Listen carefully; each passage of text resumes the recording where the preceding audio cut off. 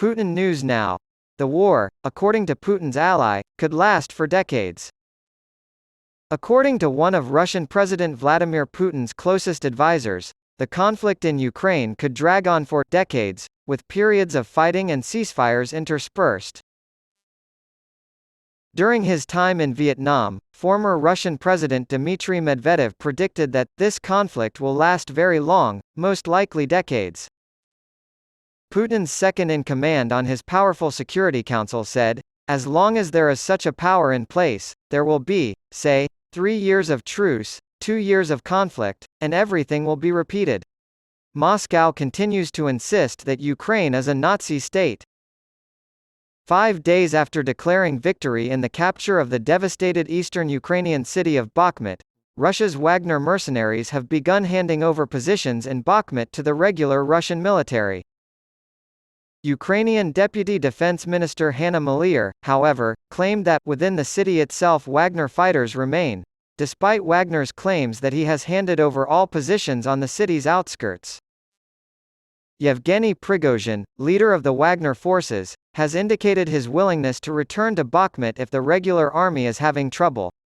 The war in Ukraine could go on for decades, with periods of fighting and truces, according to a top aide to Russian President Vladimir Putin, as reported by a state news agency today. A former Russian president, Dmitry Medvedev, has predicted that the war will drag on for decades. He went on to reiterate Moscow's claim that Ukraine is a Nazi state, saying, "As long as there is such a power in place, there will be, say, 3 years of truce, 2 years of conflict, and everything will be repeated." RIA News Agency reported that Putin's powerful deputy chairman of the Security Council made the comments while on a visit to Vietnam. He had previously used the word infection to describe the Ukrainian government.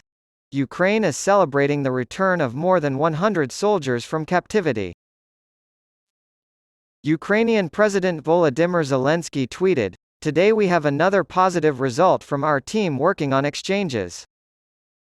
We've freed 106 more fighters who served with us in the Bakhmut sector.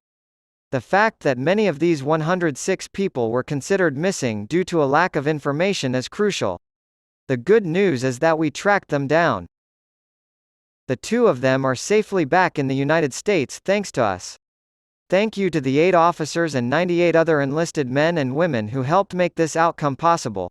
5 days after announcing complete capture of the devastated eastern Ukrainian city following the longest and bloodiest battle of the war, the Russian Wagner private army began handing over its positions in Bakhmut to regular Russian troops yesterday.